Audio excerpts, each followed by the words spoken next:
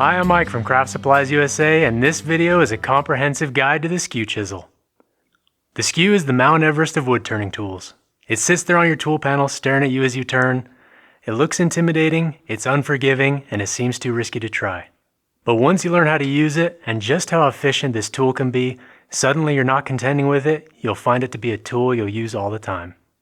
You might be asking yourself, why do I want to spend a lot of time learning how to use the Skew? But you'll find after using it, it does the same cuts as 3 other tools, all while leaving behind an incredibly clean surface. Mastering the Skew takes dedication, patience, and tons of practice, and even sometimes an extra pair of shorts. But in this video, we'll cover the different types of Skews, the different grinding angles, how to sharpen, and most importantly, how to tame and conquer the Skew.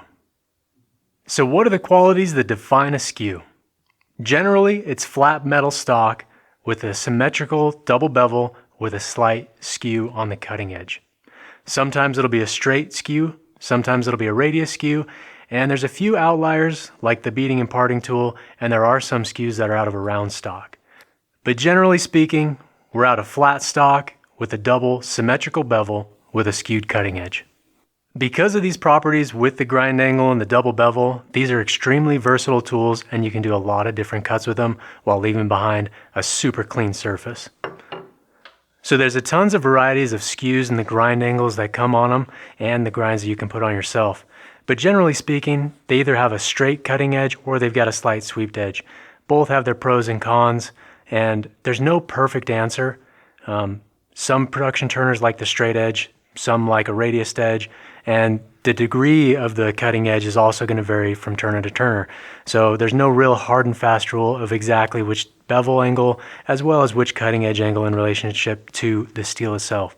So the biggest thing I'd say is after watching this, take your Skew out, try the practice cuts we're going to show you, and then see if you want to try putting a radius sweep on your straight edge Skew. Or if you already have a radius, maybe put a straight edge Skew on and see if that works better for you, where you're at with your ability as well. So a lot of things, it's going to be personal preference. I like the radius edge myself. I find them to be a little bit easier, but a lot of production turners like the straight edge. So let's start by covering these here. This is what you think of when someone says the word Skew. We've got a slight sweep on the angle there, straight across like a razor edge. And then all the Skews are going to be pretty much flat rectangular bar stock. And some of the Skews out there will have a radius edge on the bottom. Some that we'll show you right here, we can show some close-ups on that radius, and that's going to be a lot easier for getting across that tool rest. Some of the older Skews, they have sharp corners all the way down on that steel, and as you go to traverse that across the tool rest, they dig in and bite. And we can show you some methods of alleviating that later once we're at the grinder. The angle of your cutting edge will vary slightly, and we'll go over that in the sharpening, but this is going to be your traditional Skew. These tools all have the factory grind on there, and they're a fairly steep grind.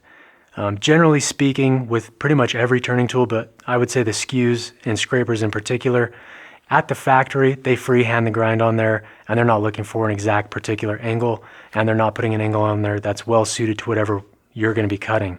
The grind angles will change depending on the type of material as well as your general preferences. I prefer a little bit longer bevel than some people do. Some people like a really short bevel with a steep nose on it. So that will change. Basically, if you're buying a brand new tool, the factory grind, that's just a blank canvas for you to put whatever you'd like onto it.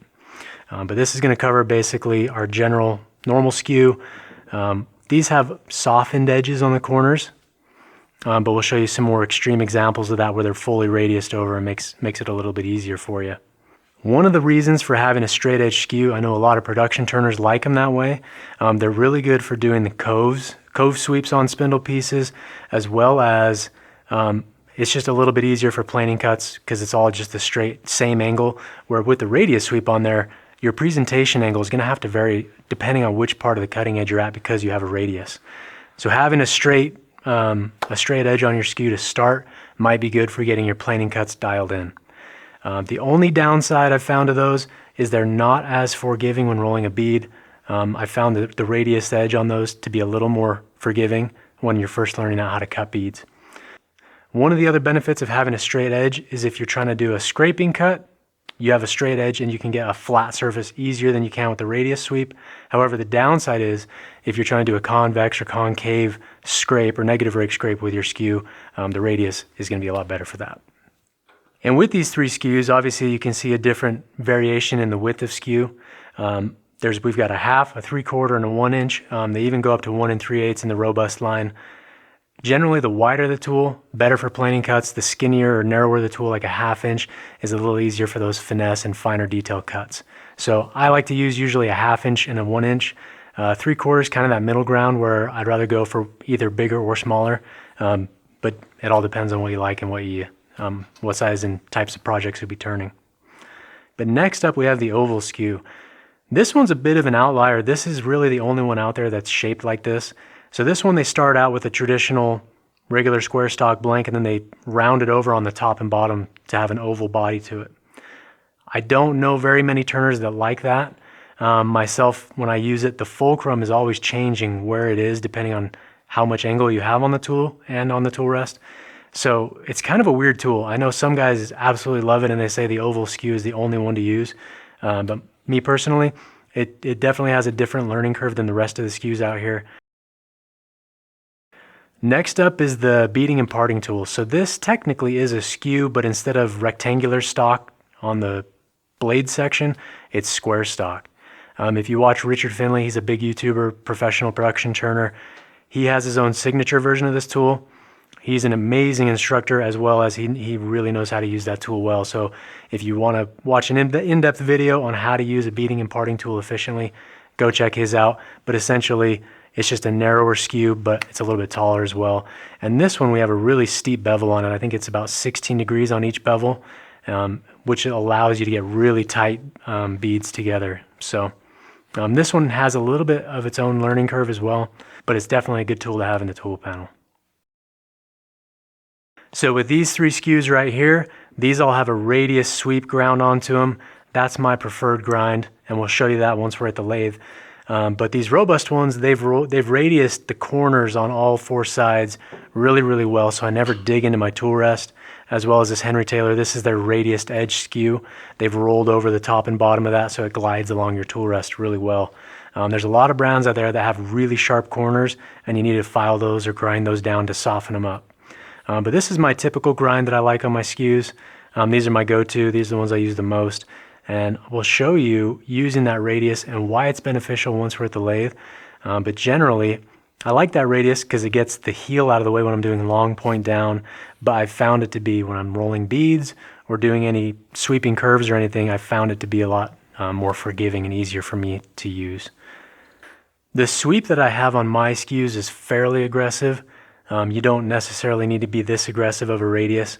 You can go a slight radius, and a lot of guys like that. I really like this because it's really good for me as a negative rake scraper as well as a skew, so I like to combine those two things. The radius sweep on that's a little tricky, and it's easy to overgrind the long point, and the downside of doing that is it makes your peeling cuts not as effective because you can never get a really sharp corner. So once we go to the sharpening and we get the grinder out, we'll show you how to do that correctly so we don't have a swept back long point.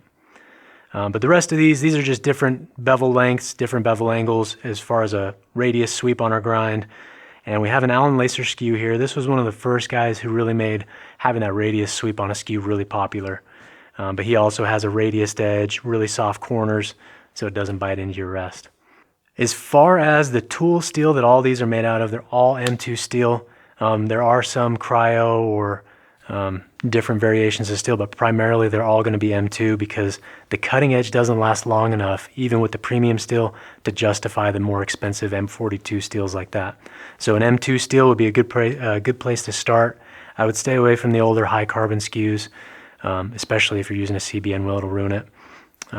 But M2 is going to be a great steel for your skews. So tons of different variations and grinds, bevel angles, the bar stock these were milled from, oval skew, so many variations, so many different types of things. So biggest thing, get out to your lathe and try what you have and see if you want to adjust that from there. All right, before we go over the different grinding angles, let's talk about the anatomy of the skew and all the terminology with the different facets, the cutting edges and everything like that that goes into it. So as we're doing the turning process, When I'm referencing, the bevel heel or the long point, short point, you know exactly what I'm talking about. And we'll start with the cutting edge. So this is going to be the skewed angle here. That's why it's called a skew. This is going to be our cutting edge. Then we have our bevel on one side, and we also have a bevel on this side. This is the section that the grinder touches, and it's the nice shiny bit. So anytime we reference the bevel, this is what we're talking about right here. Behind the bevel, we have the bevel heel. We'll be referencing that quite a bit because I like to index off this transition point here, or the bevel heel, when I'm going in for a long point down cut, or when I'm rolling beads. This gives me a good spot to find and engage that bevel before the cutting edge. So we've got the bevel heel, then we have our long point and our short point. That's going to look the exact same on the straight ground skews. So we have long point, short point, or you can call it the heel and the toe. Kind of interchangeable terminology there, but generally long point, short point. Then this is going to be the shank, or just the rest of the tool here.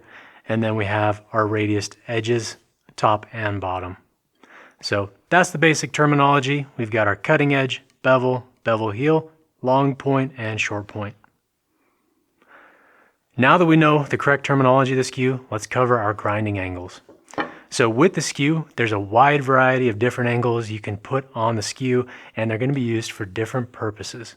If you take a look at Alan Batty's wood turning notes, which we have on the website, he has a good scale of what angle to put your tool at. He recommends 50 degrees, which is going to be both bevels. What is that total number? So if we have a 20 on one side and a 20 on the other side, that'll give us 40. So when he's referencing a 50 degree cutting edge, he's got a 25 and a 25 that match up for a 50. That's going to be recommended for hardwoods, and having that little bit blunter of an edge. So this one here, I've got ground at a 55, 54 or 55. So you can see with this 55 degree grind, the bevel is much shorter. We've got a symmetrical bevel on each side, but that shorter bevel gives the cutting edge more support and will be less prone to chipping out on those harder, dense, exotic woods. The downside to a really steep bevel like a 54 or a 50 to a 70 degree bevel, having that really blunt angle on there doesn't give you a lot of room when you're doing really tight beads and detail work, because the bevel is just too short and the sides of the tool contact the beads before you can actually get that cutting edge down in where you need to. So if you look at the bevel length between the two of these, this one is at about a 40 degree, 42 degrees I believe this one is, but you can see just the difference in bevel length on those two tools. So having that steeper 50 to 70 degree bevel, it has its pros, but also has its cons. So working from that, on the higher end, he also recommends a 40 degree bevel in Alan Batty's wood turning notes. 40 is a really good sweet spot between super soft woods and super hardwoods. These two are both right in the lower 40 degree bevels. This is a really good sweet spot for softwoods and hardwoods. I haven't noticed any edge chipping even on some denser woods like cocobolo and things like that, but it planes and cuts really well even on the softwoods. So if we move those out of the way, if we take a look at the factory grind on this skew here, this one, let's grab our protractor and we'll measure it and see exactly what this is at, but I would guess this is probably a 15 degree bevel on both sides. But we can use our protractor and we'll measure the flats of our bevel, and that'll tell us what our included angle is. So yeah, that one's 28 degrees. This one's definitely on the longer bevel end of things, and it's going to be a little bit more prone to chipping on the edge, as well as that cutting edge is just so razor thin at the very end. It's also going to dull a little bit quicker as well. So what I look for when I'm sharpening my skew is I want to make sure that I have a symmetrical bevel, meaning both bevel angles are ground to the exact same degree, as well as I want to make sure that the bevel length is the same. If we do have a slightly longer bevel on one side or the other, that's going to put our cutting edge not in the center line of our tool, and it'll make your presentation when you're using the tool different. If I'm making left to right handed cuts with a 20 degree bevel, I'll have a certain presentation, but if I go the opposite direction and I've got a 15 degree or a 10 degree bevel on the other side, then my tool is in a totally different position than I had going the other way, and it just makes using the skew a lot more difficult than it needs to be. So now that we know what our bevel angles can and should be, and you have a general guideline of where you want to start, I would recommend starting with that 40 to 45 degree included angle, so you'll have a 22 roughly on each side. Let's talk about the degree of skew on the cutting edge. It's a little bit different on the radius sweep ones because we do have a radius to it, but on our straight skews, so let's take a look at this Sorby skew and measure its skew angle that we have on the nose of the tool here on the cutting edge. I'm going to set my protractor and I'll use the ruler section on the shank of the tool, and then we'll rotate that protractor around to the cutting edge. And so if it was ground square across, it would be at 90, and then we'll rotate that over to our cutting edge, and that's right about 70 degrees. So we've got a 20 degree amount of skew on our cutting edge, and that's a little aggressive. Most of your production turners are anywhere from just a few degrees to about 12 and 15 degrees. If we take a look at these two different skews here, you can see mine on here on the left, I've got a 7 degree amount of skew to it versus this 20 degree. This is really steep, and there are pros and cons, but most of the production turners like the more almost straight across ground skews. So like we were talking before, the factory grinds on tools, these are just a rough outline of where the skew is going to start, but definitely put your own grind on a tool once you get one new. So as far as our skew angle, again, let's just cover that. Anywhere from a few degrees to about 7 to 10 degrees is what most guys like. And then on our radius sweep, this one's got basically just a few degrees for the first part of the nose, and then that sweeps to about 15 to 20 at the very bottom or the heel of our cutting edge. So we'll cover why I like the radius and why it's a little bit beneficial once we get to the lathe, but that's what we're looking for when we sharpen our skews. So we're looking for that straight across, as far as just a nice straight flat on the grind with a certain degree of skew to it, as well as symmetrical bevels, both sides, and then making sure that our cutting edge is in the center line of our tool. One of the things I see a lot of times when guys are grinding a radius sweep or a radius cutting edge on their skews is they'll overgrind the long point. And basically everything in the Sharpie, they'll grind that back to, and that puts that lead cutting edge behind the apex of our curve here, and that really screws up the tool when you're using it in a peeling cut for tenons and things like that, because you have that swept back wing. And as well, when you're doing long point down, you're trying to be using that long point. That should be the apex of our cutting edge. But if that's ground back, it really screws up those long point down cuts. So we want to make sure that the longest point of the tool or the apex is right here on that corner, and then everything from there sweeps back towards the heel.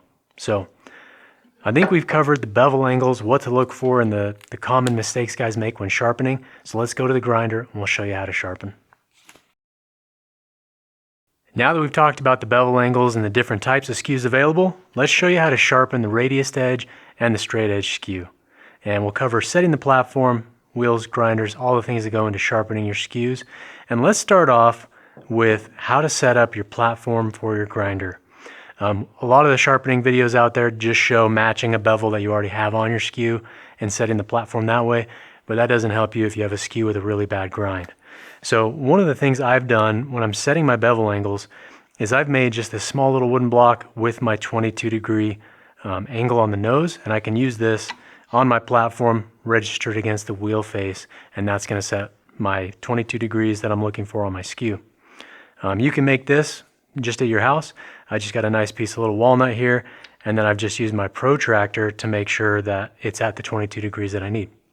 And you can make a series of these for different angles and bevels that you want on your skews or your scrapers, but that's just a good, quick, cheap way to set your platform. But what we want to do with our platform is we want to get it as close to the wheel as we can while achieving the right bevel angle we're looking for. But let's say we have this thing loose. I'll set my block onto the platform itself, and then we'll just tip this until it's contacting on the flat that I've sanded on my block. Now that we have our platform set, we'll be sharpening this at 22 degrees. That way we have a matching or included angle of 44 degrees. Found that to be a good bevel angle for the skews. Let's talk about wheel selection real quick.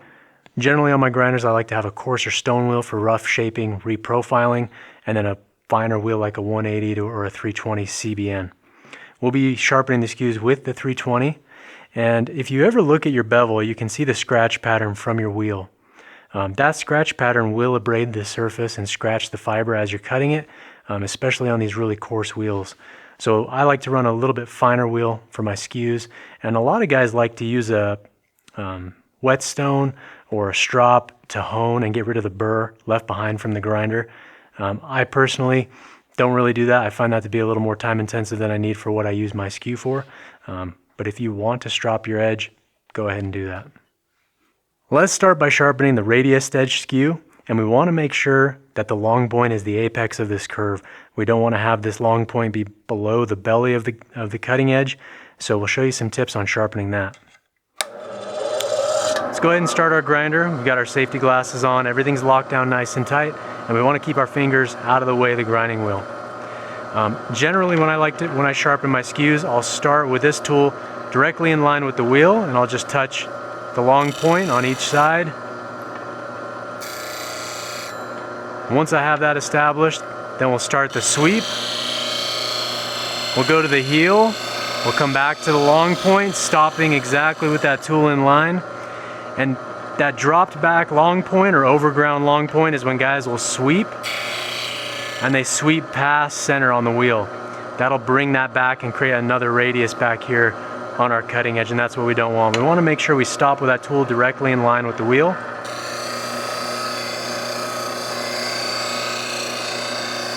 And we'll just pivot this across the wheel face, making sure to end at 12 o'clock or in line with our tool handle. Same thing, we'll flip it over. We'll start with that tool in line, and then we'll swing that to the heel, and then we'll swing that back up, stopping straight. And then I like to just touch this, just give it a just super light pass, just to remove most of that burr. So now we've got a really good grind. We also want to check to make sure that it is symmetrical. We haven't overground one bevel or the other, and that looks good to me. Got a nice fresh cutting edge. Alright, so now that we've shown you the radius edge, let's go ahead and do the straight edge. The biggest trick with this one is making sure that the tool handle doesn't move or swing as you're going across the wheel face, because that will put a slight radius on it, or a slight concave or a convex, depending on how much you swing the handle. So we want to make sure that tool is nice and straight all the way across, keeping that handle in the same position all the way across, and then we'll flip it over, do the same thing.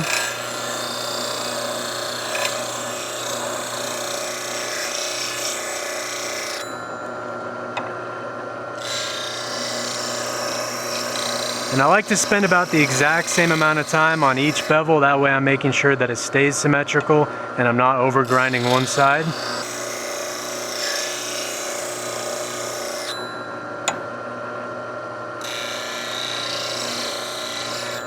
Now that we're there, we'll just touch up both sides with a super light pressure, just to remove as much of that burr as possible. So now that we have a symmetrical bevel on both sides, equal length, we've got a nice fresh bevel on each side, really sharp cutting edge. One thing to note, some turners like to grind this flat right here on the cutting edge so they can cut on this top corner of the tool. That's kind of nice. If you don't want to do a slicing cut, you can just raise the handle and use this as basically a scraping cutting edge as well. But as far as tools that don't have a radius on the shank itself, one thing you can do is just lightly go across that and try and bevel the edges of the tool over with a CBN wheel, or you can put this in a vise and use a file and then some sandpaper to soften these edges.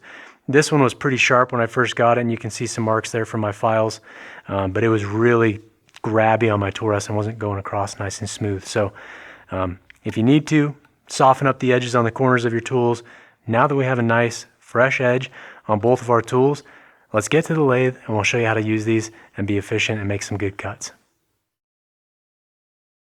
Alright, so we're finally at the lathe.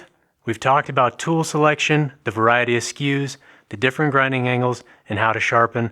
But now let's get to the turning process, and the first thing we need to do is talk about our tool rest height. Most turners generally have the tool rest too low when they're learning the skew, and it prevents you from making the efficient cuts that you need to.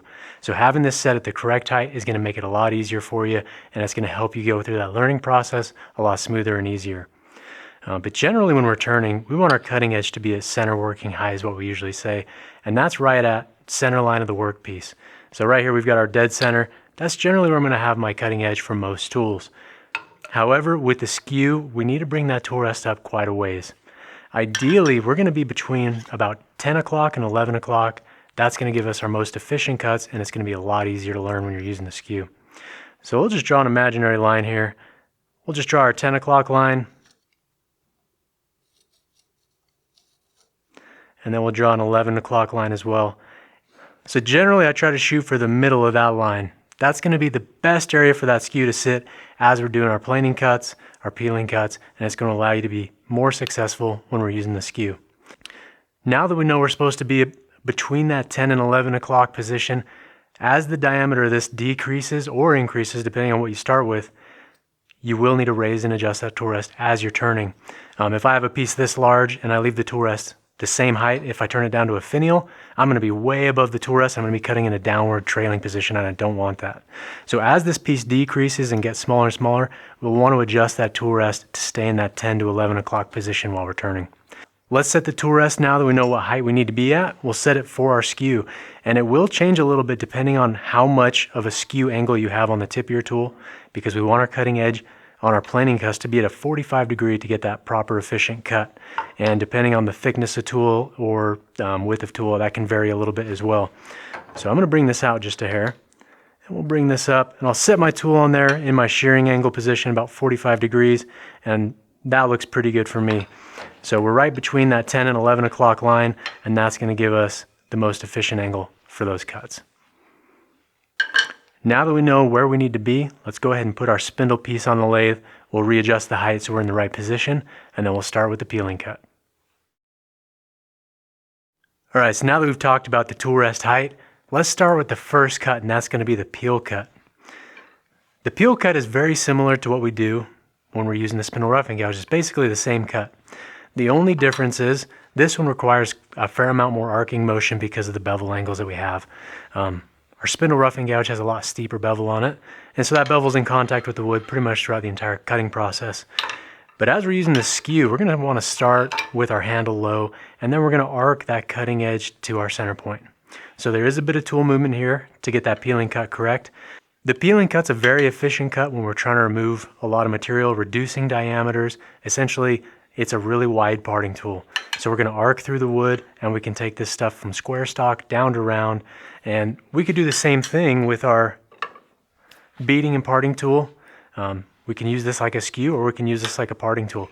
And it's going to be that same arcing motion to give us our different steps if we're doing like a bead and Cove stick or things like that, depending on the shape of your spindle.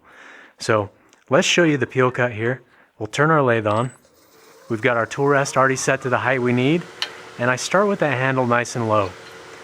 Make sure that your tool rest is far enough back that you're not resting on the bevel of the tool, because as soon as you try to engage a cut, it'll just slide off the bevel. We want to make sure we're on the flat bar stock of our tool shank. But we want to make sure that handle's nice and low. I've got a little bit lower than my waist here, and then we're going to arc through the material.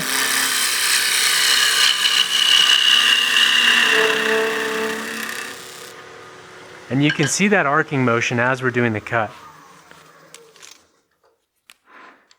These unsupported fibers at the very top end, it peels those up really badly. And there's a way we can mitigate that a little bit depending on what type of spindle you're turning and what you're doing with it. But if we draw a straight line across our piece, we don't want to come in with that tool straight and just push it into the wood, because that's just going to be a scrape. That's going to give us a really bad surface, and it's not going to remove the material very efficiently. We want to start with that handle low, and that arcing path is going to be something similar to this. We're going to start at that 10 to 11 o'clock position, maybe a little bit higher even, and then we arc that down to our center point. So it's got a bit of fluid tool movement to it, but that's just a really good way to make this cut.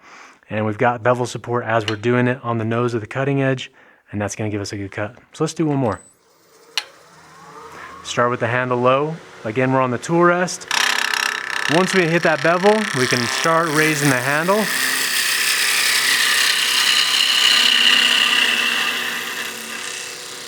Right towards center. And you can see we get these long shavings. It's basically just peeling the wood away. That's why it's called a peel cut. So if we look at the differences in tools and grinds that we have on the tools for a peel cut, the radius the radius edge there and a straight skew is going to be pretty much the same.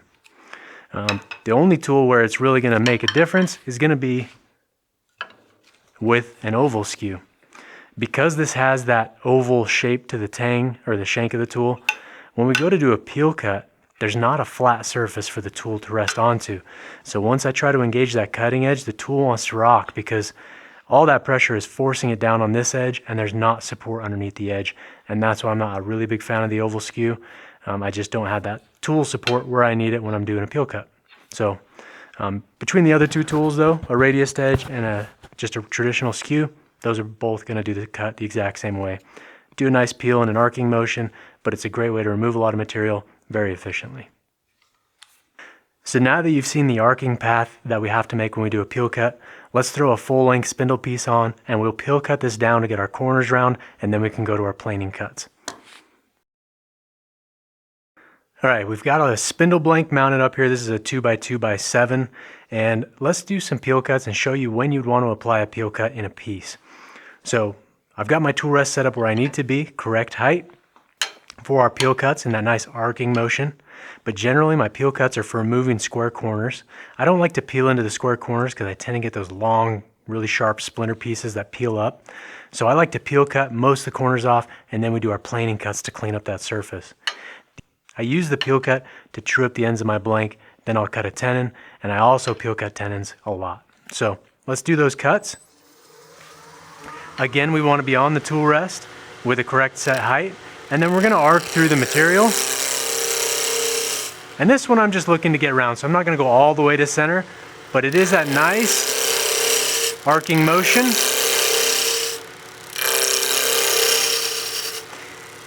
And every time I make a pass and I go to reset to take more material off, I want to make sure I get that tool out of the way and I don't accidentally try and go through those square corners. We'll show you what happens if you do. So let's say I just made this peel cut here and I'm in a bit of a hurry, which usually tends to be the case with me, but I'll go to move the tool and I'll hit that and push it across to reset for the next cut. And what happens is I'm sending the long point of the skew straight into those unsupported corners, and it just blows the corners out of those blanks. And on a piece of dry material, you get really long splinters. So anytime you're resetting your cut to make the next one from this position, just make sure you bring the tool out of the way, then reset on your tool rest, and then continue with that arcing motion.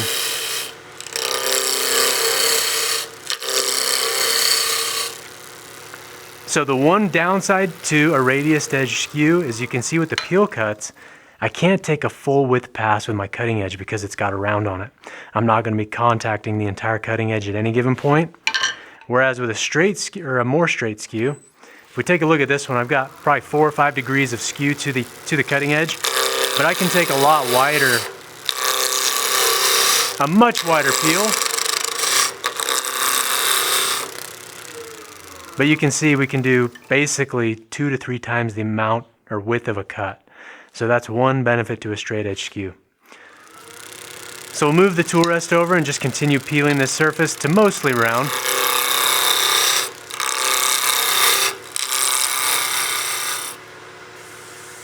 Okay. Let's show you cutting a tenon with the peel cut. So it's going to be the same thing. If I was fitting this for my chuck jaws, I'd have a size that I was looking for, but then we're just doing a peel cut and just getting that down to fit into our chuck jaws. One thing that I like to do to get the appropriate angle on a tenon, if I go in there and do that normal straight arcing pass, depending on the radius and the amount of skew you have on your cutting edge, you might not get the exact right angle, but what you can do is I'm going to raise this edge of the tool, and that's going to give me more slope on my tenon. So if I go in there, I'm just going to show you going straight in as a scrape. My tenon's not going to match my chuck jaws.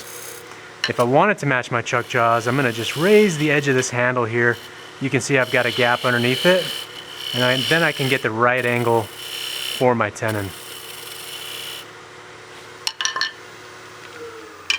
As long as you're cutting on a supported side of the tool, you're going to be just fine. Because that cutting edge is directly in line with the fulcrum underneath the tool where the support is, that's going to be a good cut. On my tenons, once I've done that peel to get my shape that I need, then we'll go to a slice to clean up these end grain fibers and give us a slightly concave surface to match those chuck jaws. But that's basically going to be the, kind of the foundation for your peel cut, how to do it, when you can apply it in your spindle turning. But we want to make sure we have our tool rest set at the right height.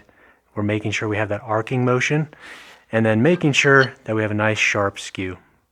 So now that we've done our peel cuts, let's move on to the planing cuts. All right, now that we've done the peel cut, let's talk about the planing cut.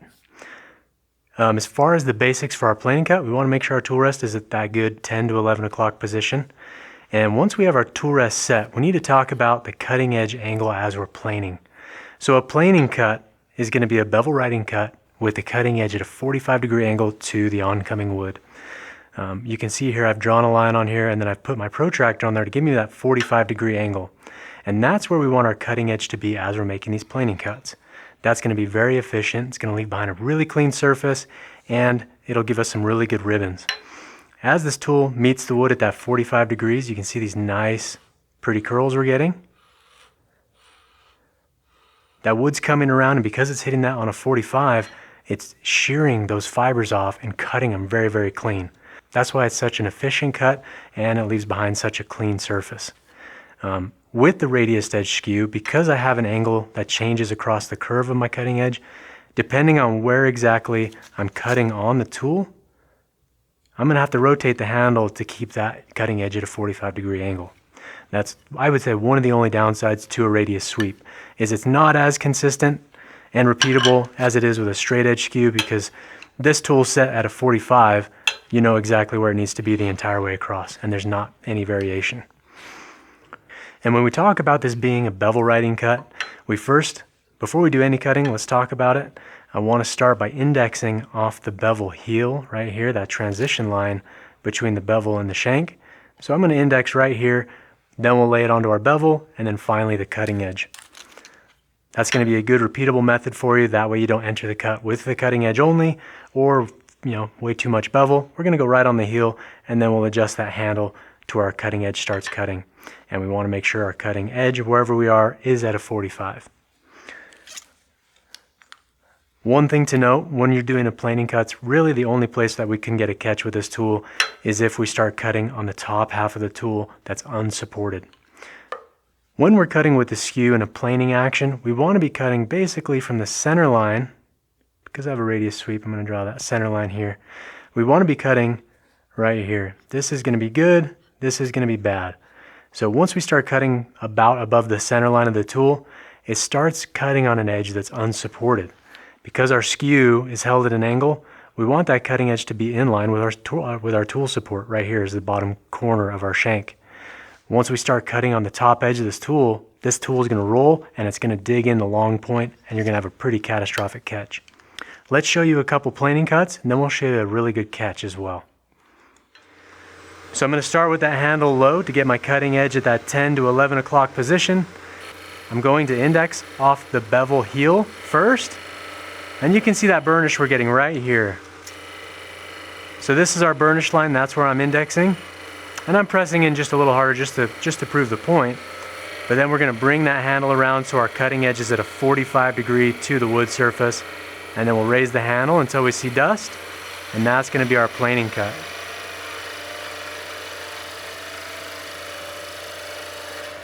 As we're making the planing cut, we don't need to be pressing into the wood fibers really hard. It doesn't take a lot of pressure to cut. We have a very sharp tool, and it's an efficient cut, so it doesn't take a lot of pressure. If we start hearing noises, let's do a cut with too much bevel pressure.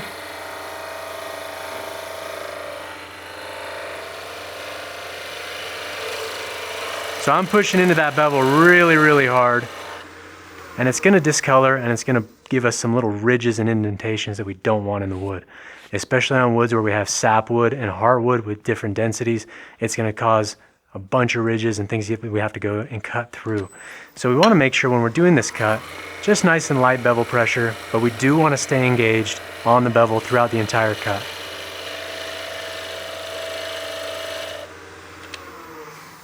That planing cut's going to give us a super clean surface, and it's going to be an efficient cut. So let's plane this tenon off here. We'll just remove that and give us a straight surface. And I also need to bump up my speed We're about 1.5 inches in diameter here. We need to be turning a lot faster, just for spindle speeds. So we'll plane through this surface. And with the skew, as we're doing this planing cut, right, we want that cutting edge roughly at 45.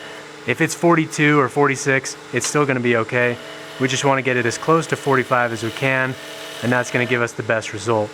If we come in here and we have that cutting edge basically directly in line and have 4 or 5 degrees of angle to it, it's gonna bottom out and it's not actually gonna do any cutting. With that cutting edge vertical, we're just trying to jam the edge of the wood through those end grain fibers, and it's not shearing the wood, it's just using it basically as a wedge. And it generates a lot of heat. The end of this tool is nice and hot now. So that's what happens if we get that tool too vertical. But if we get it too horizontal and we're closer to 90 degrees instead of that 45, what we're gonna get is essentially the peel cut, which isn't a bad cut. You're still gonna get that surface or that cutting edge to cut, but it's not gonna leave us the best surface. So if we're in here, we're on our bevel and we're about 70, 80 degrees, we're doing a peel cut, the bottom edge of the tool is hitting end grain and it's not gonna allow you to traverse through and across the piece as we need. So we wanna get that tool at that nice 45-degree angle, and that's gonna give us the best result. All while cutting on that lower half of our cutting edge. And we can do that long point down, short point down, either way, depending on which way you like to work. But generally for me, if I'm going left to right, I do short point down, and then if I do right to left, I go long point down because I don't like having to flip my body position and move around a lot. So now let's do that same cut, but with a straight edge skew to show you what that looks like. Okay, we want to start indexing on that bevel heel, and then we'll raise the handle, get on the bevel and the cutting edge. The very bottom corner is getting underneath those end grain fibers and peeling them up. And you can adjust that shearing angle just a little bit so that corner of the tool doesn't dig in as much, but that's going to be a super clean cut. If we take a look at the surface here, nice, super clean. So let's show you a catch. Let's show you what happens when we're using this tool and we get above the center line of our workpiece, we get above the center line of our cutting edge. We'll show you what a catch looks like. I'm going to drop the speed down so it's not horribly catastrophic. But let's say we have our shearing cut going on right here, and then next thing you know, I'm moving the tool handle and I'm raising that up. It's still shearing right about there, but once we get up near the long point, this thing's going to dig in and it's going to catch really, really bad. So you can see just how badly it dug in. As that tool has no support under there, it flips that tool down onto the tool rest and that long point digs in and it scares the crap out of you. So we always want to make sure we're down here on the lower half of our tool where we have the nice cutting edge support. That was a catch on a piece of wet material. If this was dry maple and we were turning full speed, this thing would probably throw the tool out of your hands. So we always want to stay basically center line down on our planing cuts. Let's show you a long point down. So same thing, we'll draw our center line here for you. So this one, the presentation is the same essentially. So I've drawn our center line, the check mark is our go zone, the X is our no-go zone. So we'll index off the bevel heel, make sure that cutting edge is presented at 45, and then we can traverse. And we're trying to get through that really bad catch that we had right there. But you can see long point down, really good cut. I think we still have a little bit of a catch there. And we'll bring that tool rest in just a little bit closer. And then we'll bump up our speed again.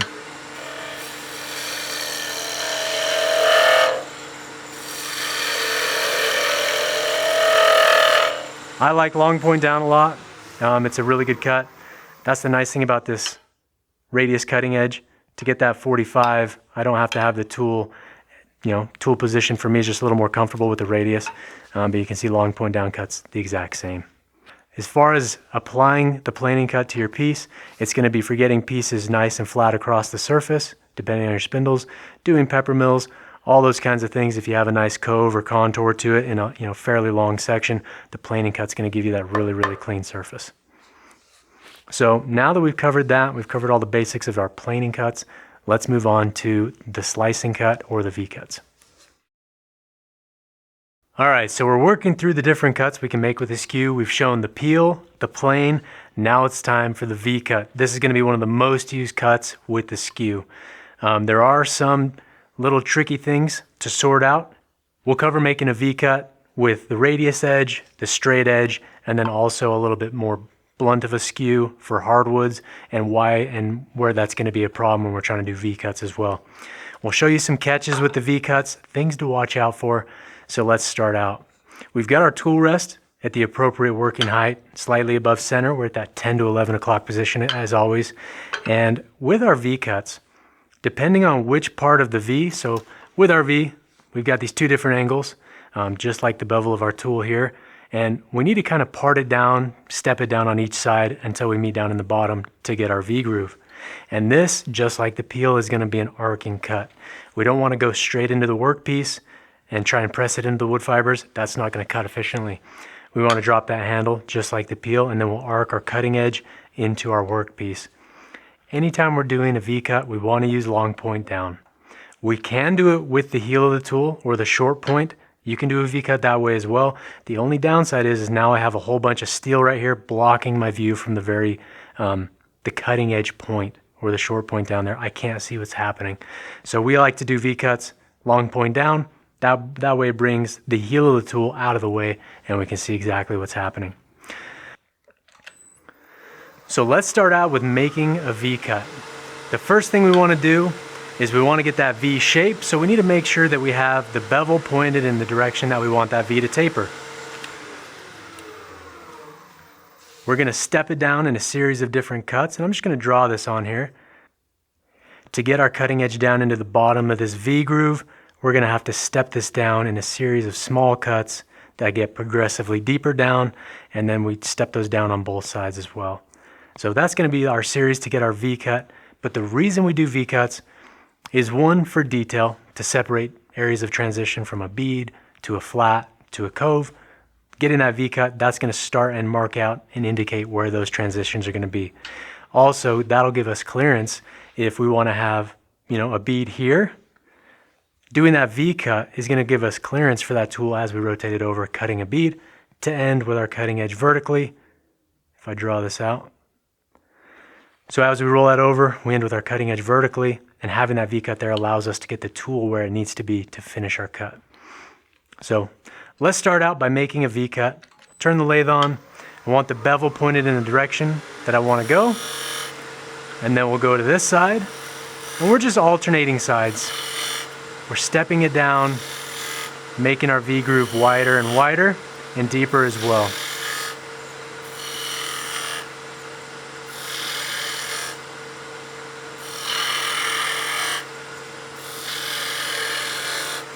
With these V-cuts, we're taking off a very small pass each time.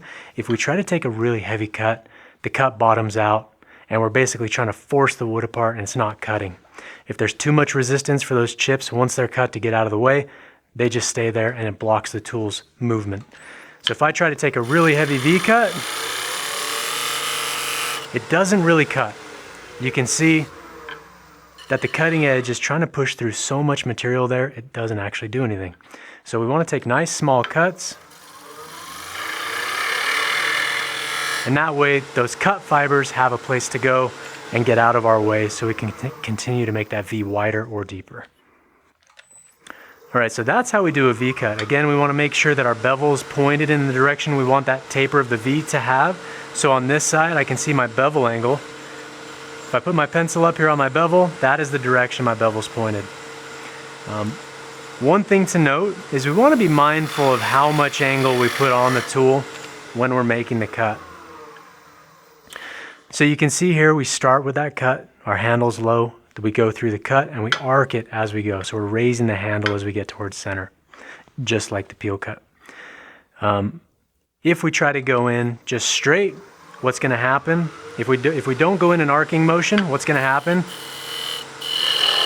is the tool is just gonna get stuck because we're trying to wedge it apart. And if that tool is not perfectly straight up and down, it's gonna skate on us. And we don't want that. That's gonna tear up that surface, it's gonna ruin the fiber, and it's gonna just tear out all the grain horribly bad. That is why we don't go straight in on a V-cut. We wanna start with the handle low, and then we arc that in. It's basically the same as our spindle gouge. If you've seen our spindle gouge mastery video, anytime we make an entry cut, we wanna make sure that we have that flute straight up and down until we get our bevel and our cutting edges supported. If we don't have bevel support, that tool is gonna go whichever way that it wants to across the surface and really tear it out. So that's why we arc through the cut, because as soon as we get the tip of that tool and we start arcing it through, once we get into the fibers a little bit, now we're on bevel support and that tool's not gonna go anywhere. The only time it's gonna be a problem is if we start rotating this tool too far in this direction to where then this part of the tool doesn't have support underneath it. It's gonna grab it and catch just like it did when we were trying to do our planing cuts and we were cutting on the top half of our tool. Same thing, planing cut, once we cut up here, it grabs it and digs in, and that same physics are gonna apply with the V-cut. If I rotate that tool too far over, we're gonna be cutting on unsupported edge and that thing's gonna catch. So let's show you that real quick. I'm gonna drop the speed down just so the catch isn't as dramatic as it usually is when you're in your shop. And I'm gonna hold the tool a little bit looser too, so when it does dig in, it has somewhere for it to go. So if we're doing our V-cut, we have bevel support, and that cutting edge is supported with the shaft and it's in line with the shaft of the tool. As soon as I start rotating this over, and we get past to where the cutting edge is no longer in line with the tool support, that's when we get a really good catch.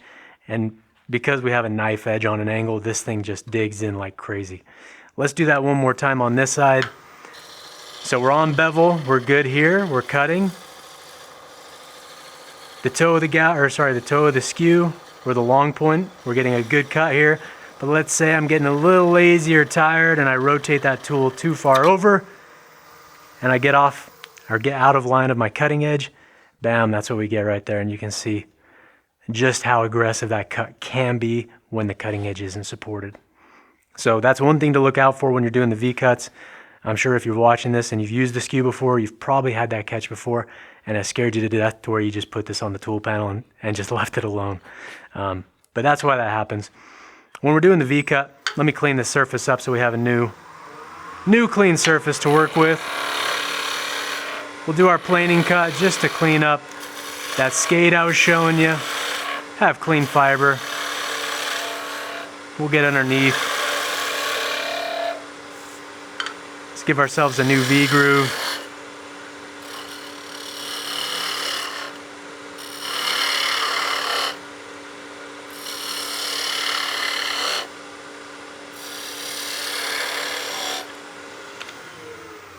So we'll stop the lathe and show you just how much angle we have. So when we're doing this V-cut and we're arcing through and we have bevel support, the biggest thing is I just want to see a little bit of a gap between the work surface in the V-groove that we're cutting and our cutting edge. I want, generally speaking, just the very end of my gouge of the long point. I'm basically only cutting right here on the tip. I don't want to be cutting anywhere up here. That's going to be a danger zone for me, and that's usually going to might pull into the work surface and cause that to catch even faster. So we just want to be cutting just on the lead tip of that. And like we were saying before, you can cut a V-groove with a short point.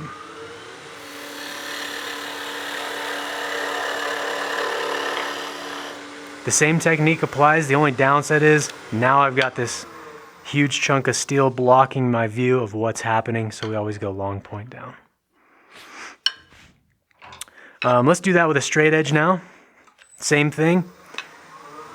The only difference is here is now because I don't have that swept back radius on the cutting edge, I do have more steel kind of blocking the view a little bit, but it's not obscuring my view really in any way. But same cutting technique applies. I want to make sure that I've got just a little bit of a gap here between the cutting edge further up the tool and then this part of the wood as we're going through our cut.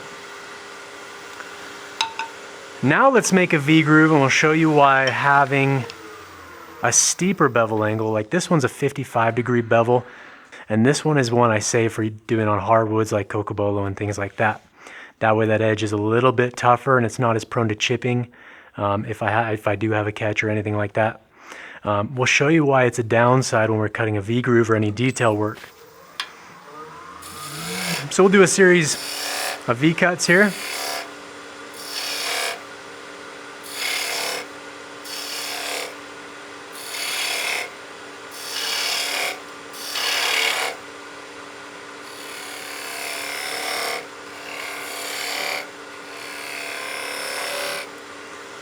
So this is what happens. If we're trying to do a V-groove that's fairly narrow and is really deep into the piece like this, the problem is now I'm contacting the outsides of the flats of the steel, and the cutting edge actually isn't able to get farther down in the piece. So if I sit here, we'll put a little burn line on here so you can see where we're rubbing.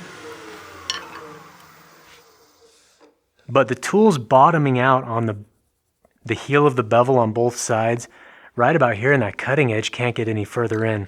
That's why I prefer the 22 bevel on each side, you know, 44, 45 degree.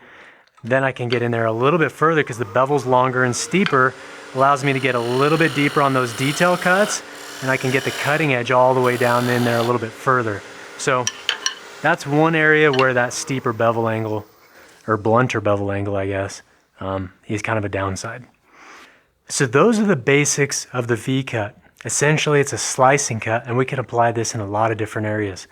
V-cuts are very basic, just for giving yourself space to demark where you want to have a bead or detail, but we can also use that to clean up these end grain fibers. For example, every time I cut a tenon on a spindle blank like this, I'll always use a slicing cut to give myself a really clean surface on the face that's going to meet and register against my chuck jaws. Another time that we can use that V-cut is going to be trying to get detail. We can get coves, we can get OGs, we can get convex and concave shapes with that slicing cut, and we'll put a different piece on the lathe here and show you just how dynamic of different shapes and detail you can get with that slicing cut as a V-cut. All right, so I've got another piece in here. I want to show you some convex and concave shapes we can do with that slicing cut, as well as how I use the slicing cut or the V-cut for my tenons. So let's do a couple peel cuts here just to get this down to round. Again, we want to get on the rest, and then we're going to arc this through.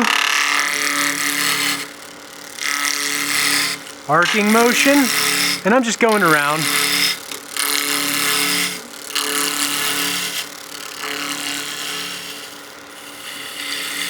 Just peel that surface for what we need. So to incorporate this into a tenon, we'll get our rest just a little bit closer. And again, as that diameter changes and gets smaller, we want to make sure we adjust our tool rest appropriately to stay at that 10 to 11 o'clock position. But let's say I'm going to do a peel and shape a tenon. Okay, I'll peel cut those rough cut fibers. So I have my approximate tenon shape right there. However, this surface, this flat area, may or may not be cut clean. That peel cut actually left those fibers pretty clean compared to how it normally does. But because we're peeling end grain fibers that aren't supported, it just peel those things up, and that's going to give us a really bad surface to register against our chuck jaws. And if we have a bad fit on the face of these jaws where it gets its support, you know, to fight against the leverage of your piece, we want this thing to be super clean cut and slightly concave as well. So we can incorporate that V-cut to clean that surface up. So first thing I want to do is get on my tool rest and make sure that my bevel is pointed either perfectly straight in line, which is usually a little harder to do than going slightly convex. We want that taper just so it points towards the center a little bit more, and we definitely do not want the reverse of that. We don't want this thing to have a reverse taper to where the chuck jaw face doesn't have anything flat to seat against. So we want to make sure that our bevel is pointed in the right direction, and then we can use that V-cut to arc through those fibers down to the corner of our tenon, and then we can come in here and just peel those curled fibers and clean that surface up. If we stop the lathe, that V cut or slicing cut, super clean cut. Now when I put that in my chuck jaws, I'm gonna get a lot better fit. So now let's show you how to get some different shapes with the V cut or the slicing cut. A good way to visualize the slicing cut is to look at your spindle gouge and realize these two tools are doing essentially the exact same thing. When we use our spindle gouge, so let's say we have this set up, appropriate working height for our spindle gouge, cutting edge on center. This is a bevel riding cut all the way to center, and we're cutting with the very nose of that gouge. And that gouge is essentially pretty much in a vertical position, bevel riding, and that's essentially a slice. With that cutting edge pointed in that direction, cutting on just the nose, that's a slicing cut. The Skew is doing the exact same thing. And with our spindle gouge, we can get coves, we can get OGs, we can get convex, concave shapes, and we can do the exact same thing with this. However, we are limited a little bit by how much curvature we have in the piece, and we'll show you that real quick. So if we start here, just like we were doing a V cut, and we start stepping down the end of this blank to give it a little bit of a domed profile,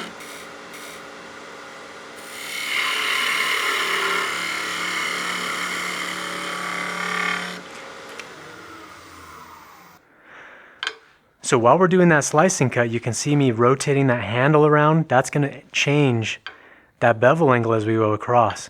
So we're starting here, and then as we're getting to center, we're finishing basically straight in line with the end of our blank, and that's going to give us a rounded shape. That's super beneficial when you're turning something like a box or spinning tops, things like that, where you want a nice curve to it and you want a super clean surface. So the spindle gouge is making that exact same cut. Right, we have that tool in a vertical position. Once we're on the bevel, it's a bevel riding cut, cutting with the very nose of the gouge. And that's going to do the exact same thing. However, with the Skew, we are going to get just a little bit better of a cut, a little bit cleaner surface.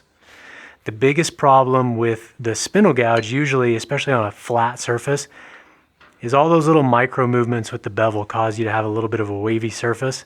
And I found it to be a little bit easier on these Skews to get a flatter surface just because we have a lot wider area of a bevel to register against, and it's generally easier to keep that straight in line. But let's go ahead and keep making this domed surface. Again, we're arcing through that cut.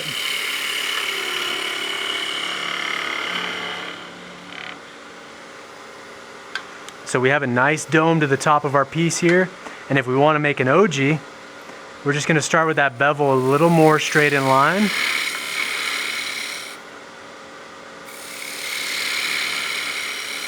And you can see me swinging that handle away from myself. And then we'll swing it back towards me to get our OG shape. So the Skew is really versatile. Most people think that V-cut is just literally for making V grooves, but we can do some really complex curves and really pretty curves as well, all while maintaining a really clean surface and really well cut fibers. All right, so that's going to be our basics with the V-groove. I know we went a little bit more advanced than most people are expecting with a V-groove or slicing cut with the Skew.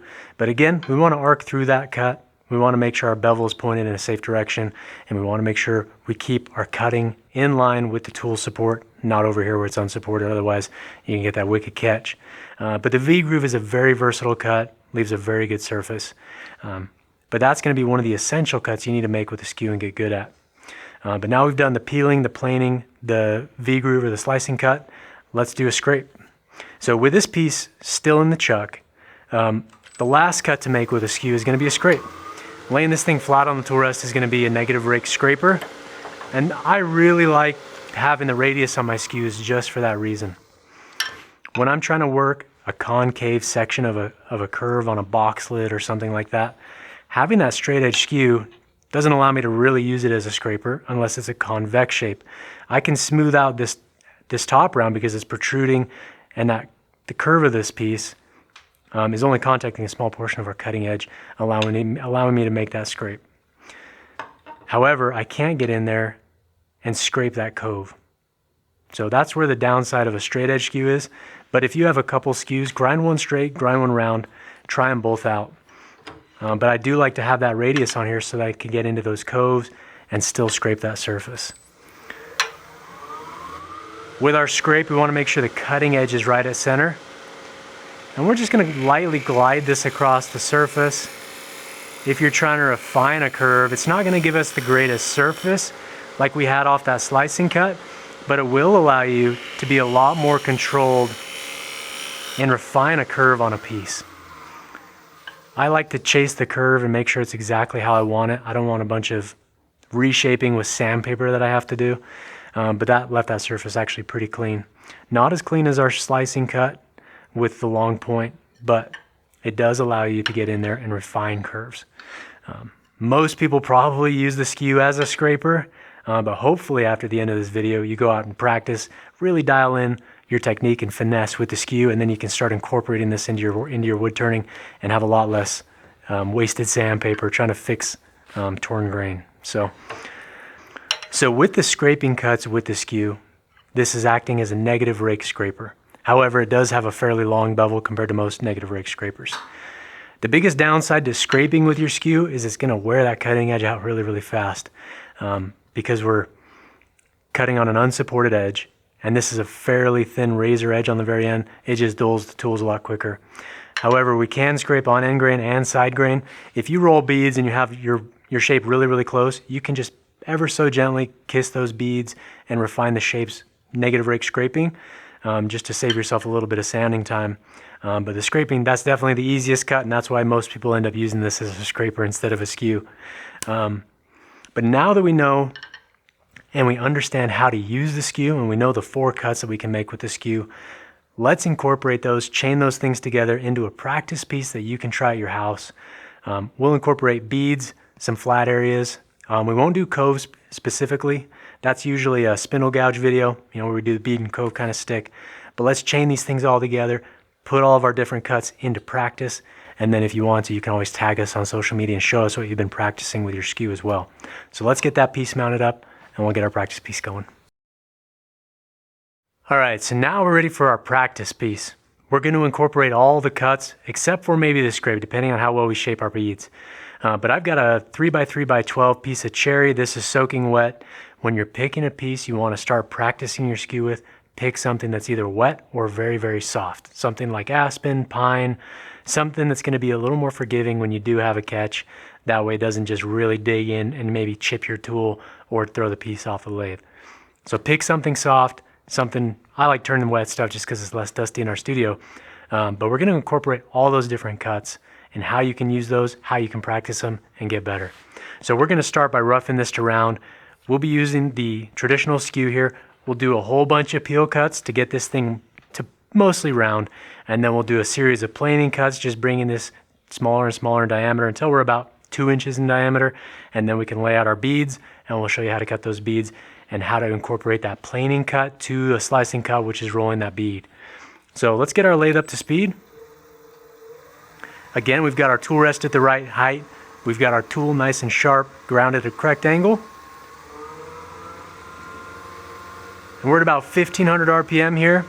We're going to start those peeling cuts. Remember, we do an arcing cut. We're going to get on the tool rest first, and then we're going to arc through.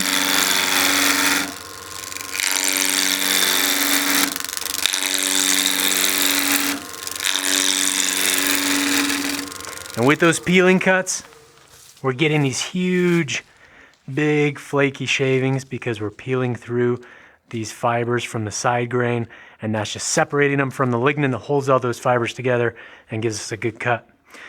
I am standing quite a ways off center, more than I normally do, just because this piece has imperfections through it, and as I'm peeling through it, I don't want a big chunk of this to fly off and hit me in the face. Get up to speed.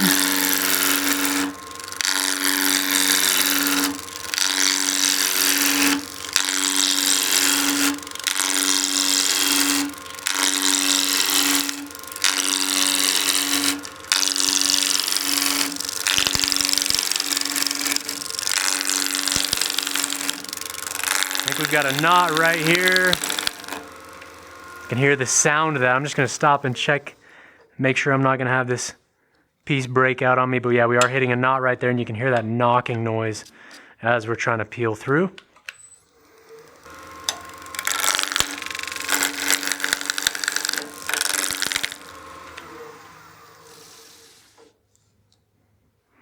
Yeah, big old split. That piece will probably peel out on us. So we'll just stand off to the side. Now that we got those corners off, let's get our tool rest a little bit closer to the work surface. Double check that your bevel's not long enough, and you're gonna slide off the rest. With my radius edge one here, a lot of times when I go to use this, I get the tool rest too close because I'm used to using my spindle gouge, and I'll rest that on the bevel and it'll just push the tool off. Let's keep stepping this down. Now that we have those big corners out of the way, we'll bump up the speed to about 1600 RPM. And I want to cut through that imperfection in the crack I have running through my piece.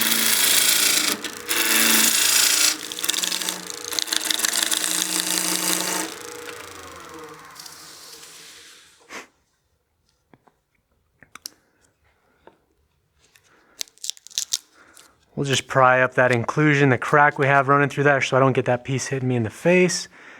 And then maybe right here as well, we might want to just pry this up. There we go. Okay.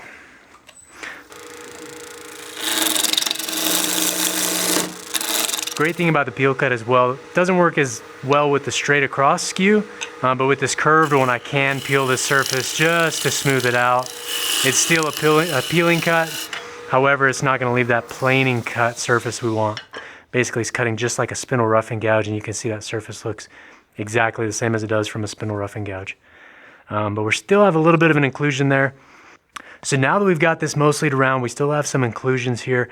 Let's go to our planing cuts and get a lot of reps getting our planing cut, planing action in, long point down, short point down, and we'll get used to that movement, making sure to keep our cutting edge at a 45 in relationship to the piece spinning, giving us that efficient cut we're looking for.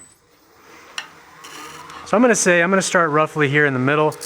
I'm going to use short point down to my right, then I'll flip this over and we'll go long point down to my left. That way we're getting equal reps, long point and short point down. Again, we want that cutting edge 45 degrees.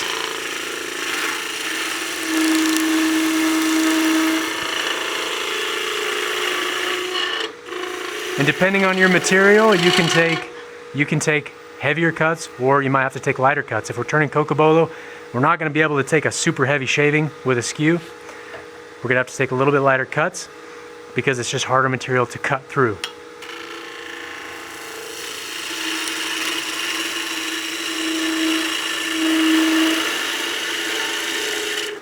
As we're planing, we want to make sure to keep that bevel contact. Let's show you a catch real fast. I think we forgot to mention this in our planing cut section. So I'm going to drop the speed down, and we covered the cut if we get above our center line on the tool. If we start cutting up here, unsupported edge is going to dig in and bite. Also, you can get a catch when you're planing if, for whatever reason, we come off the bevel. Now that cutting edge isn't supported, and it's going to start jumping around on us, and it might skate on us as well.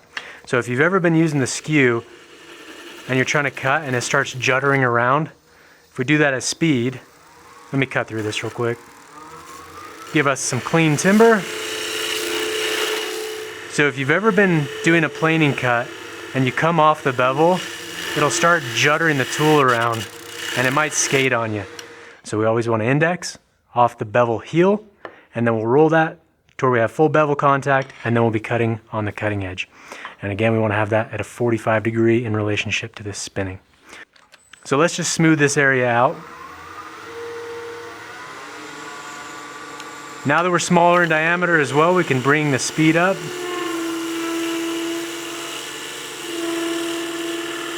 You can see those shavings we're getting off the planing cut.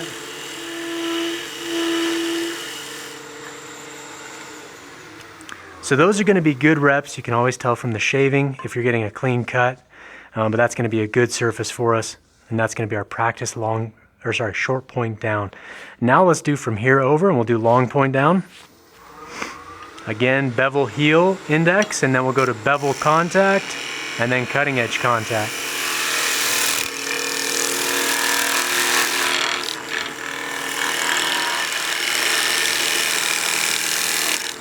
We're getting a little bit of knocking from this giant chunk out as well.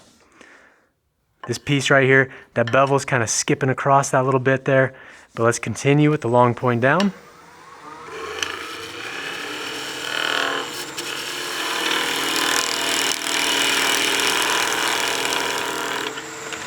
So you can see the dynamics of the long point down planing cut or short point, they're both going to be the same. But let's get this nice and straight across. That'll give us a good foundation to cut our V-grooves that we're going to start our beads at. So I've got a little bit bigger diameter on this end than I do this side. So let's finish planing this nice and straight across. That is where one benefit of having more of a straight edge skew and not a curve is going to be a little bit advantageous. It seems to me to be a little bit easier to get that flat you need with a straight edge.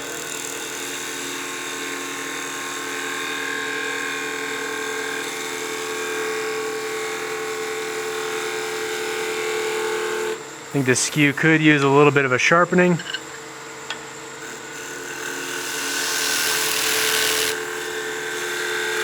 You can see there, if you get the heel of the tool or the short point underneath those fibers and you're cutting with that point leading, you get these curled fibers. So what's happening is the short point, we're cutting right on there and it's getting underneath those fibers, and because they don't have any support, they just curl out and then it kind of gets in the way.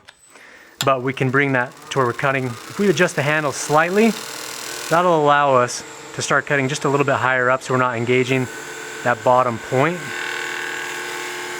And that'll prevent some of those curled fibers.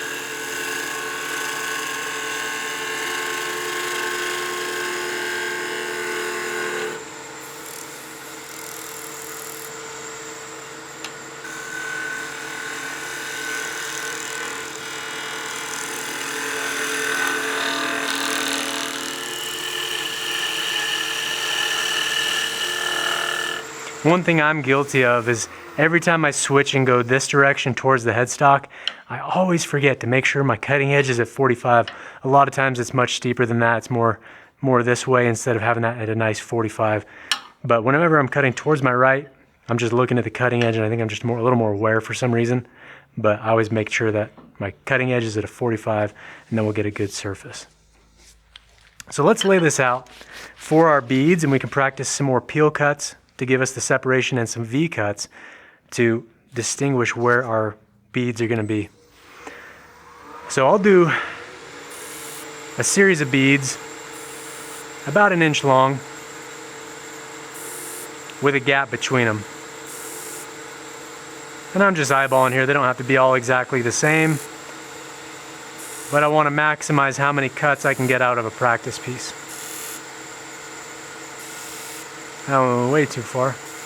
There we go. Okay, on the two ends here, we're going to peel those down about 1/2 inch or 3/8. So we'll practice our peel cuts here.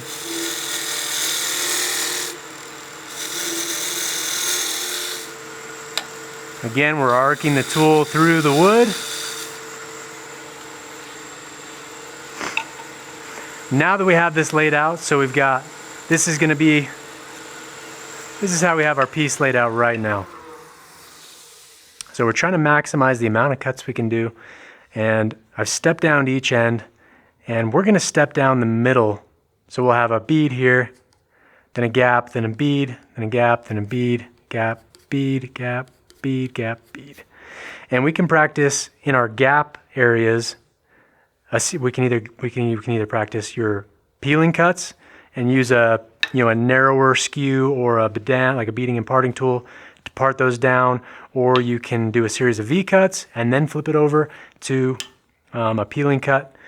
But we'll just do a few of these to show you what we can do with the beading and parting tool. So this is essentially a skew, just square stock. It's got about a 10-degree skewed angle on the nose, but we're just going to peel this through the wood. Flip it over, long point.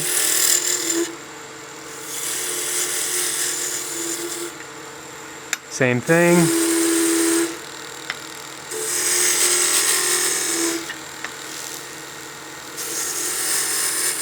Arcing through the wood.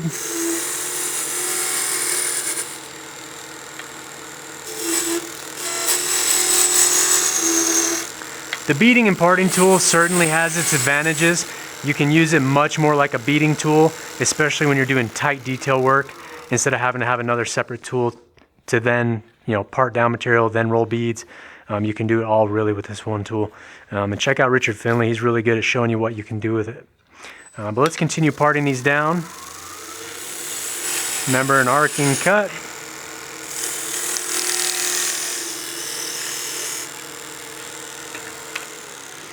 Okay. All right, so to this point, we've practiced a lot of peel cuts. We've done a lot of planing cuts. Now let's do a lot of slicing or V cuts. If you didn't want to peel this down, you could have done a series of V cuts, get a lot of practice in that way. But I want to use that V cut or the slicing cut to clean up each side of the bead, and you can practice that as many times as you want, but we're going to get a lot of reps out of this. I want to clean up all these torn out fibers, get rid of all this nasty fiber that's cut poorly, and that gives us tons of practice with that slicing cut. Again, we're arcing through that, making sure that our bevel is pointed nice and straight in line with the edge of that bead. Starting with the handle low, we're going to get the tip of that long point into the fibers, give ourselves that nice bevel support that we need for our cutting edge. And this will give you a lot of time practicing these V-cuts, so next time you're at the lathe doing a project and you need to clean up that tenon, or you want to do a cool curve or something, you're not guessing how to use the tool on a nice piece of material. Again, we've got that slight gap between the rest of the cutting edge and the wood surface.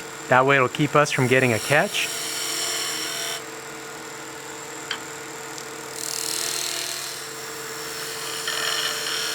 Peeling cuts, slicing cuts, they really like that arcing path to center. Let's take a look here at our surfaces. So all the end grain fibers on each side of our bead cut nice and clean, but we do have raised fibers on the flat sections. So now what we can do is we'll use that beading and parting tool, and we're just going to peel that surface just to get in those corners, clean up those fibers. If you have a narrower skew, you can do the same thing.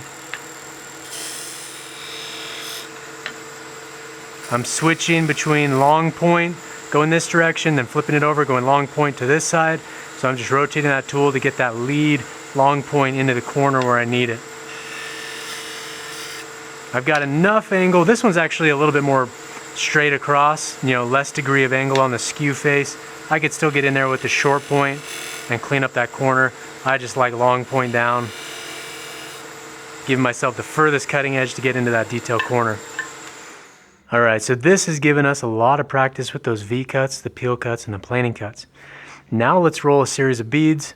We'll be able to practice this going left and then coming right, and you can practice this short point down or long point down depending on whatever you like to do. Depending on how tight the radius is, sometimes I like it short point down or long point down, but once you practice, you'll get a feel for which orientation of the tool you like and which presentation. When we're rolling a bead, it's going to be a combination of a planing cut to start, and then as we rotate that tool over to get the shape that we need, it turns into a slice. So we've got good bevel support all the way across, and rolling a bead requires a little bit of finesse and requires some practice to really get the feel of how much rotation and how much handle movement you need to get that bead to get the shape you want. Generally what happens when people roll beads is they get to a certain point and they either aren't standing in the right position, or their hands and arms are just too rigid and not allowing the tool to move where it needs to go. They end up raising the handle, coming off the bevel support, and having a catch. So let's show you a catch when rolling a bead, and I'm sure we'll have maybe a catch or two along the way, but I assure you those are all intentional catches to show you a bad example. So let's start here. When we're rolling the first bead, I want to remove kind of the corners off the bead, and I want to find my center point. So I'm going to eyeball my center on all of these beads here. And it doesn't have to be perfectly exact. This is a practice piece. We're trying to get repetitions in to then get this down as muscle memory and subconscious thought, something that just happens when you say, I want to make a bead, and your arms and body know exactly what to do. So once I've got my centers, I'll do a V cut on the corners just to give myself a little bit of clearance on each side. That way I don't have a wall. Good little skate there. I didn't arc the handle. But the reason we do the V cut on each side is when we're rolling that bead, I don't want a giant wall of wood that I'm trying to cut through. By just knocking those corners off, we can start right there and start rolling that off, giving ourselves the shape until we can get close enough that we can then start on center and then roll that all the way across in one pass. So like we were talking about, let me just clean up this surface.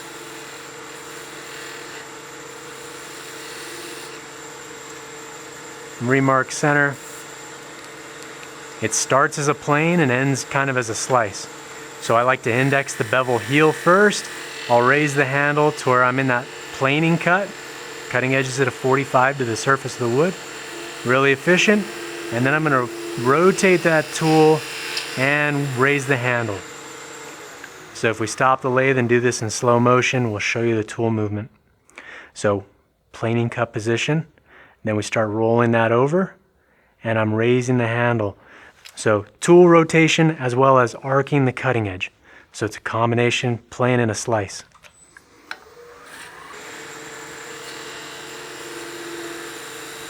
And this is done with short point down.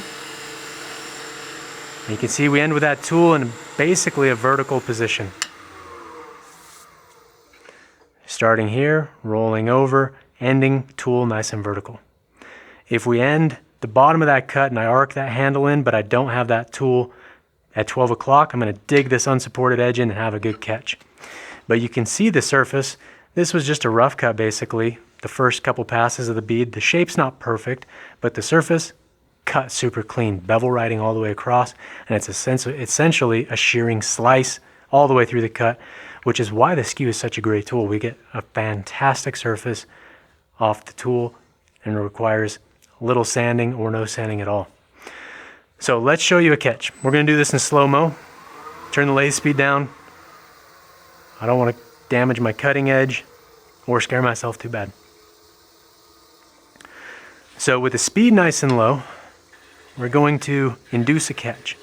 So index off the heel of the bevel, raise the handle till we get dust on the cutting edge, and then we're going to start raising the handle and swinging the handle towards me as well.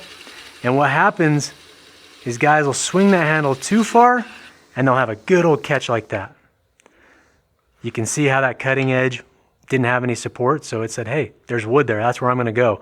I'm going to dig in and ruin the surface you had on a finished pepper mill.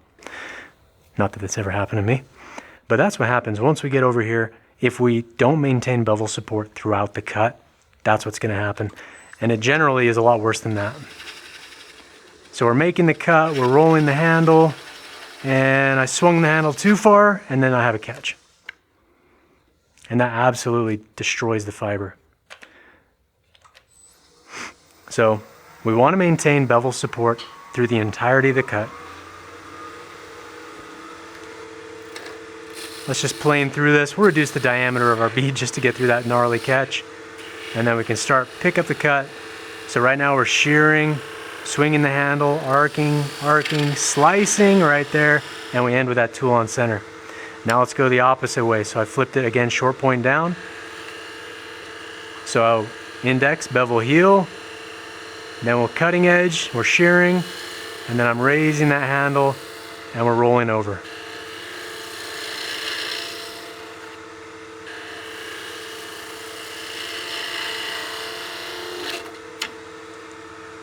Too much wood I'm trying to force through there. Good little catch. Anytime you're trying to force the cut to happen, that's usually when you're going to get a catch.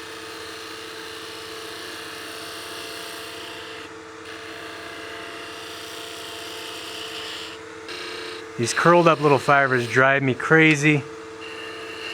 They make a lot of noise on the tool rest, and they're just unsightly. So the shape of that bead's not too bad. There are a couple little ridges in there, but those will sand out super easy with some 320 or 400. However, that catch, you see how deep that thing went in there. So the great thing about this cut as well is we can pick up the cut pretty much anywhere throughout the curvature of our bead. You don't always have to start right at 12 o'clock. If I have an area that I'm just trying to refine the surface of, right down in here because I wasn't happy with it or it wasn't a good round, maybe I had a flat spot, we can always index that bevel heel further on the side of the curve and then rotate that handle to pick up our cut. As long as we have that bevel support, we can pick up that cut anywhere throughout the curve of our bead. So I'm gonna leave that in there. That's a good reminder, hey, I had a really bad catch today, but all the rest of these were cut clean, so I'm getting better. So let's continue on to the next bead. I'm happy with that shape. I'm gonna knock the corners off with just a series of V-cuts just to get that wood out of my way. Again, we want to arc that cutting edge through the wood, get rid of the bulk of that, and then we can start rolling our bead.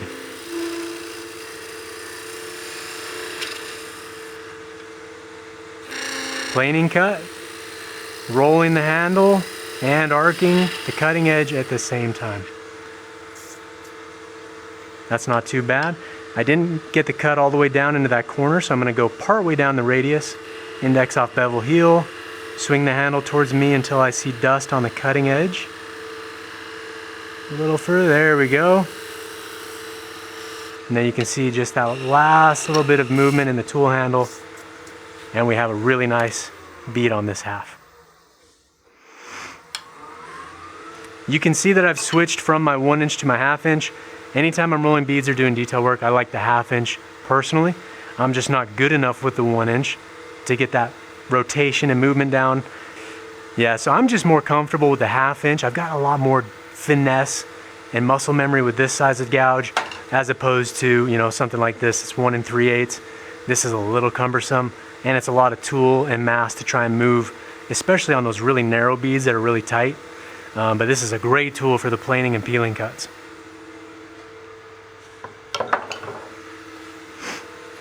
I haven't tried a bead with a beading and parting tool in years, so let's give it a shot and see how it goes.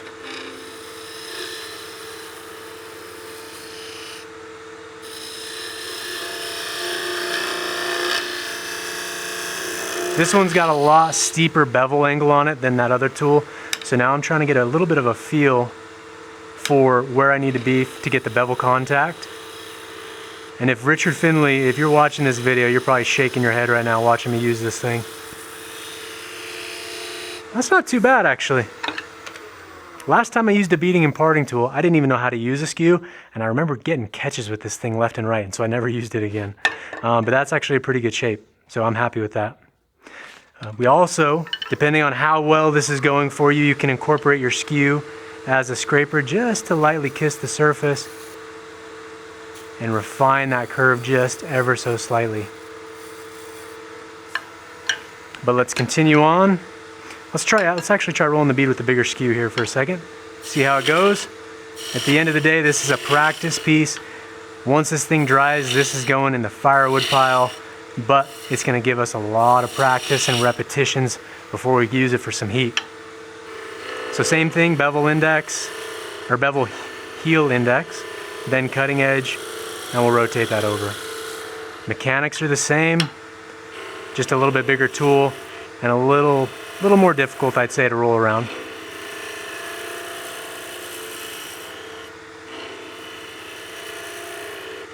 The benefit to the bigger skew is you do have more cutting edge, so that means less time at the grinder.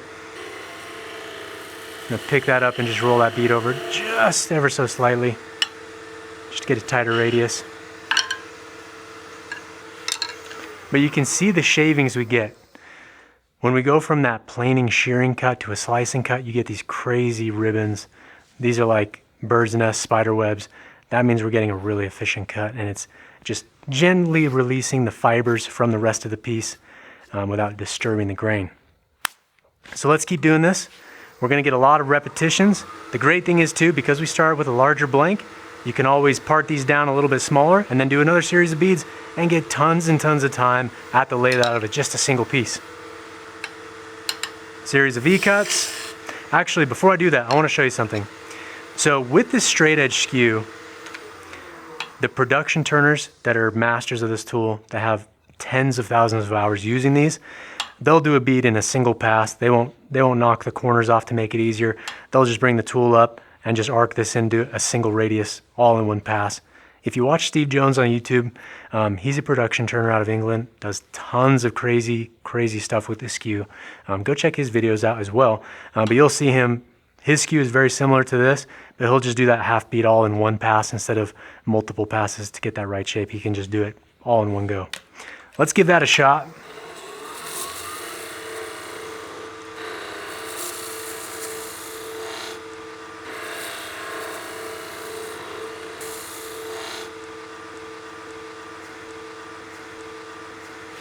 Now let's try it on this side. Yeah, there's a good catch. All right, so I was just trying to do this side of that bead like Steve Jones, but you can see it's just not happening. So when I try to take too much of a pass, I usually end up engaging too much cutting edge, which leads to the unsupported edge being engaged in the cut, and that flips the tool down and tears that surface out. So let's switch back to that radius edge skew. I'm just going to clean up these fibers here. We'll pick this up. And because the shape is really wonky, I'm actually going to do a cove with a long point down. I'm going to practice that. You don't have to, but if you get a really good catch and it destroys the shape of your bead, you can try adding a cove.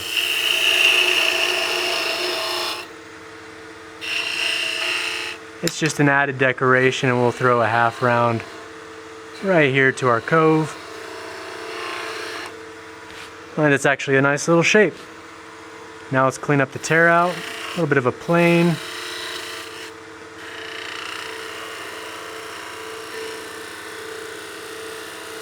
Camera guy says we have to leave the catch in, so I'm going to put my ego aside and we're going to leave it in just for you guys. So we'll turn that catastrophe into a teaching moment. We added a nice little half round to a cove with a long point down, and we finished the half round on this side. So now that we've done a lot of rolling the beads with short point down, let's show you at long point down, show you that variation. Matt Monaco is really good at doing long point beads. I usually tend to do the long point down when they're really tight and close together and I don't have a lot of access to them. But it's going to be kind of the same thing. It's going to be the same, roughly the same rotation and movement of the tool. It's just a little bit different presentation to start. So instead of starting in a traditional planing cut like this, I usually start almost like a peel and then I rotate that over to a slice. So we'll pick up the cut there and we're going to swing that handle and rotate the tool quite a lot.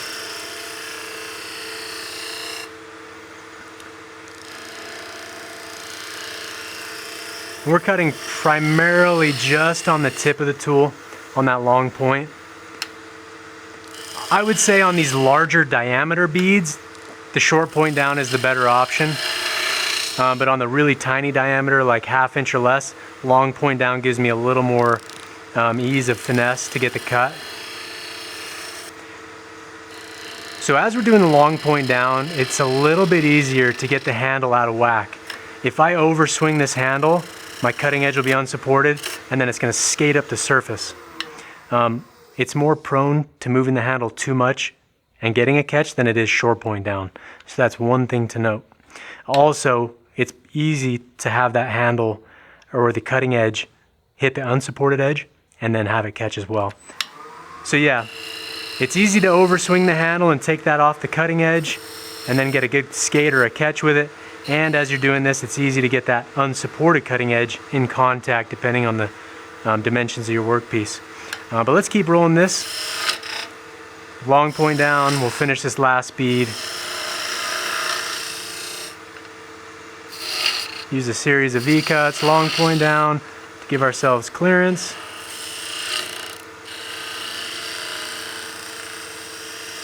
Long point down bead rolling requires just the perfect amount of handle lift, tool rotation, and handle swing. Ending with that cutting edge nice and straight up and down. Just kiss that surface. I'm going to go short point down here just to refine that shape.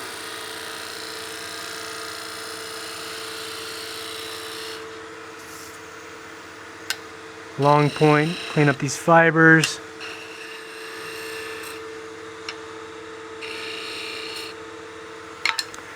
Okay, but that is going to be our practice piece.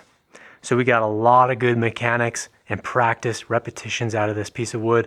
And as you do this, sit it on the shelf, put a date on it. That way you can track your progress over time.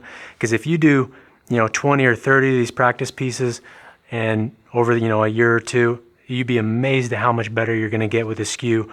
Now that you know how the skew should work, what makes it work, and honestly, most importantly, what makes it catch really bad. So once you know how it is and how this tool works, what it requires for it to cut effectively, the practice and how much better you can get with the tool, I think is genuinely going to surprise you.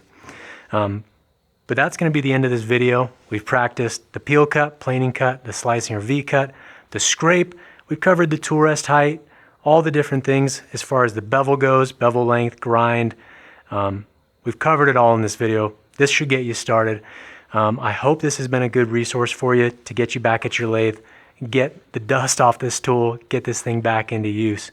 But we will be doing an advanced skew video in the future, doing more detailed cuts and showing you what other capabilities the skew has. But this will give you a really good foundation to start your journey with the skew. So if you guys have any questions or comments about the skew, or if there's any tips that you've picked up when you've been turning, something you want to pass on to other turners about the skew that you've learned the hard way, go ahead and leave it in the comments down below. But as always, if you want to watch more wood turning videos, go ahead and subscribe to our YouTube channel.